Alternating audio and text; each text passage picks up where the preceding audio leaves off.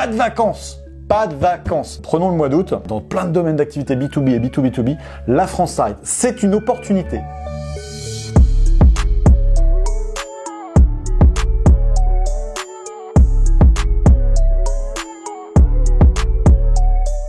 Comment faire de la grosse croissance à 2 voire 3 chiffres par an dans des domaines d'activité plutôt classiques, plutôt traditionnels, B2B, B2B2B, c'est ce que je vais vous parler dans cette vidéo.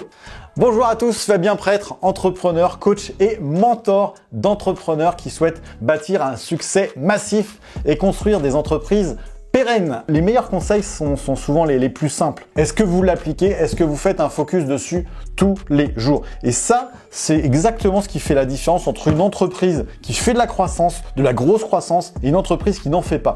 Il n'y a pas de blabla. Vous pouvez toujours dire « oui, mais c'est facile ce qu'il raconte, etc. » La différence, c'est la seule différence, et ça, c'est important de se poser là-dessus, c'est est-ce que vous faites, oui ou non, de la grosse croissance, comme moi j'ai pu faire pendant des années.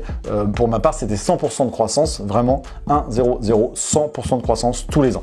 Tout simplement, pas de vacances. Pas de vacances. Prenons le mois d'août, c'est le pire. Le mois d'août, la France s'arrête. Mais vraiment s'arrête. Dans plein de domaines d'activité B2B et B2B2B, la France s'arrête. C'est une opportunité. Vous avez entendu, c'est une opportunité pour vous, tout simplement, d'aller acquérir des nouveaux prospects et ensuite de les fidéliser. Ça ne veut pas dire que vous ne pouvez pas prendre de vacances, c'est pas ça.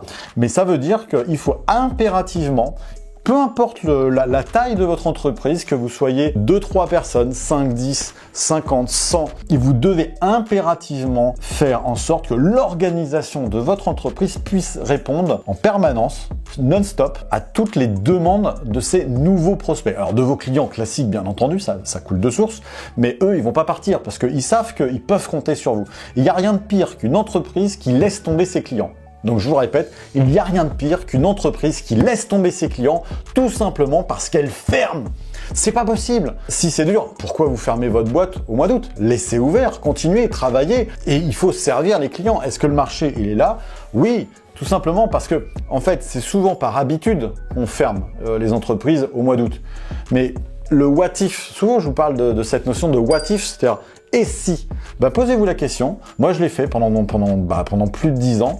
Et si? Le et si vous mettez cette condition de et si, nanana, nanana, qu'est-ce qui se passe? Et si, nanana, qu'est-ce qui se passe? Est-ce que il va y avoir des clients si j'ouvre ma société au mois d'août? Ou est-ce qu'il va y avoir des clients donc en plein hiver, par exemple, entre Noël et le jour de l'an? Eh bien oui, et oui, il va y avoir beaucoup de clients insatisfaits par vos concurrents. Et c'est là où vous pouvez aller récupérer leurs clients, tout simplement, et ils vont devenir, c'est des prospects pour vous, ils vont devenir clients, nouveaux clients, et du new customer, vous allez les convertir, et surtout parce que vous allez vraiment faire tout ce qu'il faut pour faire de la qualité produit, respecter les délais, des prix. Vous changez pas vos prix, bien entendu, avec les valeurs de votre entreprise, de l'humain, surtout de l'humain. Arrêtez avec de l'automatisation à outrance. Ça, c'est pas une bonne chose. Que vous soyez une petite, une moyenne ou même une grosse entreprise, l'humain, avec un grand H, doit revenir au cœur de l'entreprise. Ça, c'est le cœur du réacteur de l'entreprise. La stratégie de l'ultra-satisfaction, elle est notamment basée par la remise au centre de l'homme avec un grand H, et ça c'est important. Donc s'il vous plaît, embauchez, il faut créer de l'emploi et vous allez voir que vous allez faire de la grosse croissance tout en faisant beaucoup d'emplois, de la création d'emplois. Votre entreprise doit être créatrice de valeur, créatrice d'emplois, et ça c'est important.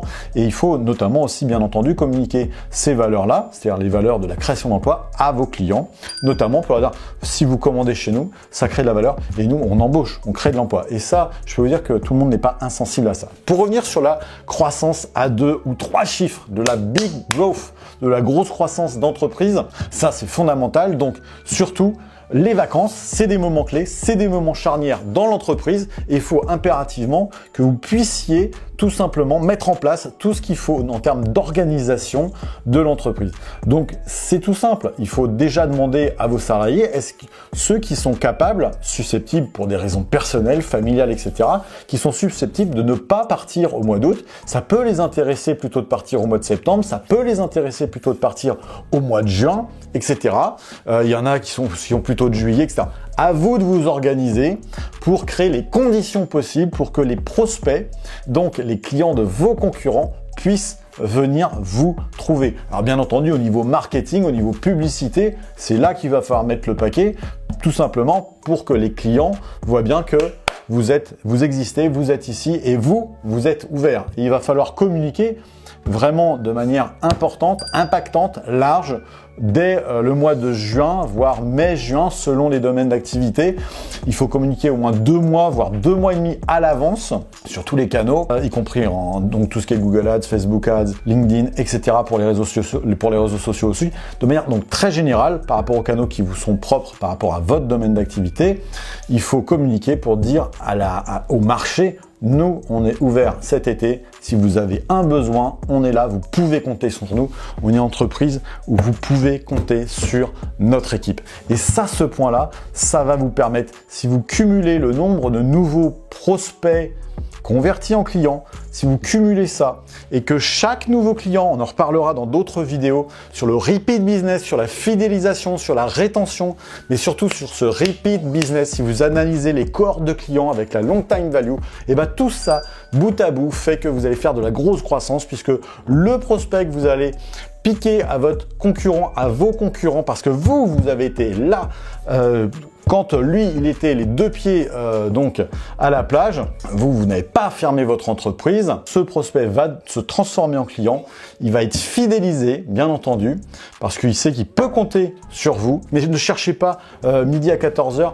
Parfois, c'est les conseils les plus simples, les meilleurs. Réfléchissez, méditez là-dessus. Mettez-moi ce que vous en pensez. Est-ce que vous fermez votre entreprise l'été, par exemple, au mois d'août? Qu'est-ce qui se passe dans votre domaine d'activité? Est-ce qu'au mois d'août, dans votre domaine d'activité, si vous êtes dans un domaine d'activité traditionnel, est-ce que les compétiteurs, est-ce que vos concurrents, est-ce que le marché ferme l'entreprise? Et est-ce que vous êtes posé la question de « et si mon marché est fermé et pourquoi pas ouvrir » peut-être pas en entier l'entreprise, mais avoir un service minimum qui puisse assurer vraiment le nécessaire pour que les clients puissent être servis en temps et en heure, et donc avec le sourire même au mois d'août. Allez, je vous attends en commentaire. Vous n'oubliez pas, vous abonner à la chaîne et vous mettez un gros pouce. À très bientôt.